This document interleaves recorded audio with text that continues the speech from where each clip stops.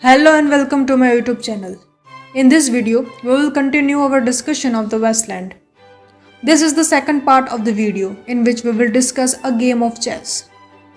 If you haven't seen the first part of the video, you can watch it by clicking the link above, or you can also find the link in the description.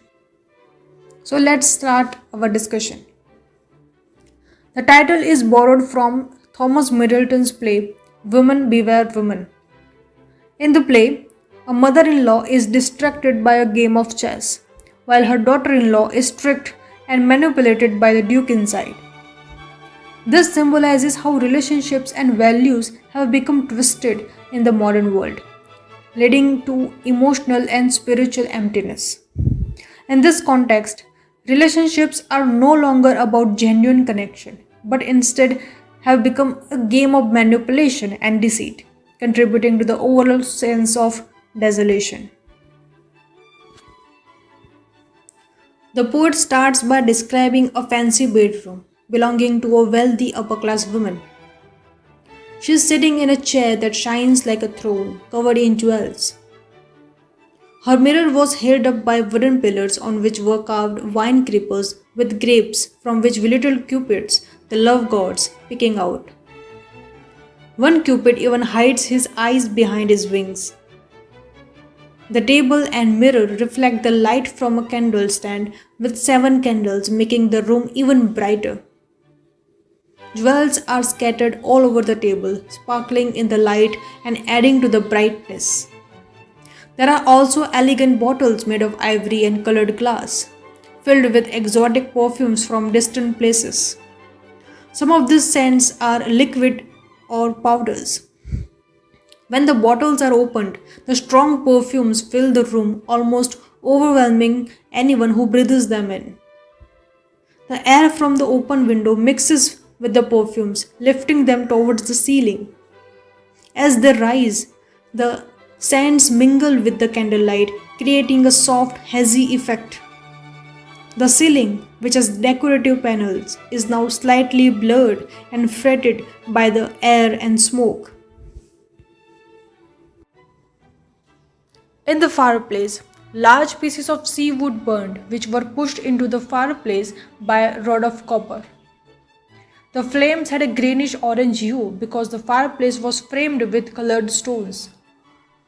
A dolphin was carved on the fireplace, appearing to swim in the glowing, colorful light. Above the fireplace, on the old metalpiece, carved a scene of wood of garden depicting the tragic story of Philomela. She had been assaulted by her brother-in-law, King Tereus, but was later transformed into a nightingale, a bird known for its beautiful voice. Even though the nightingale continues to sing in the modern world, its song has lost its meaning. It's reduced to a senseless noise unable to convey the depth of pain and suffering to those who hear it. Other carvings on the metalpiece hold no spiritual value for people today, serving only as remnants of forgotten past. Soon the sound of footsteps climbing the stairs was heard, and the lady recognized them as her lovers. She grew emotionally excited. Her hair spread out in the bright light of the room seemed to glow as though it were alive and speaking. After some time with her lover, she told him that her nerves were bad that night and asked him to stay with her and talk. But when he remained silent, she asked repeatedly what he was thinking, growing impatient. He eventually responded that he was thinking about the rats in the lane, so numerous that they could eat even the bones of a dead man. This response reflected the emptiness of both life and death in the modern world, where neither holds deeper meaning or hope of transformation. When a noise was heard, the lady anxiously asked what it was, and the lover replied that it was wind under the door. She asked again, but he insisted it meant nothing. Growing more frustrated, she asked if he knew, saw, or remembered anything. The lover then quoted a line from Shakespeare's The Tempest. "Those are pearls that were his eyes." The lady now angrily asked If there was nothing else in his head beside this meaningless line from Shakespeare, questioning whether he was even truly alive. The lover responded by saying the line he remembered was not meaningless, in fact, it was elegant and intelligent. However, the lady was not satisfied at all. She threatened that if he didn't talk to her, she would rush out into the street half dressed and with her hair a mess. She then asked what they would do tomorrow, hoping for something different. But the lover simply reminded her of their usual routine. They would have a bath at 10, and if it rained, they would go out at 4 in a closed car. They would play a game of chess like always, waiting for some excitement, eagerly listening for a knock at the door to break the monotony of their lives. After this, the poet shifts to another scene, this time from middle class life. A friend of Lil's is talking to a group of women, likely in a pub or restaurant. Lil's husband Albert has just been demobilized from the army and is returning home after a long time. Lil's friend bluntly tells her that Albert will expect her to look smart when he gets back. But Lil hasn't been taking care of herself. She reminds Lil that Albert gave her money to fix her teeth, but Lil never used it. Both her husband and the friend thinks that Lil's teeth made her look unattractive. The friend also warns Lil that Albert will be looking for enjoyment now that he is back. And if Lil doesn't step up, he might find it elsewhere. Lil is upset, asking if there really are other women who would give Albert a good time.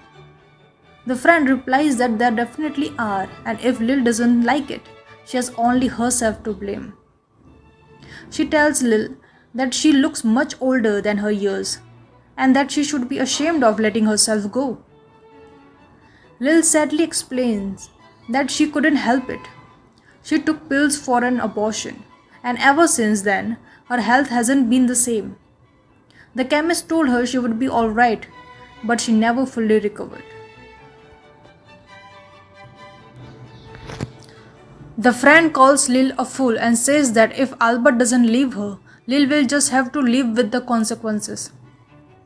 She even questions why Lil and Albert got married in the first place if they didn't want children. On Sunday, when Albert came back, they had hot dinner and invited the friend to join them. The final line, "Good night, ladies," echoes Ophelia's last farewell, hinting that not only is Lil old and sick, but she might also be nearing death. In the past, suffering from life or death could at least lead to some kind of spiritual renewal, but in the present world, even death has lost its meaning. This section also conveys that in the poorer section of society, intimate relationships have lost their deeper meaning. Instead of being a source of life and vitality, they are now driven by pleasure rather than creating new life. There's no love or emotional connection, just physical desire, reducing relationships to mere act of lust.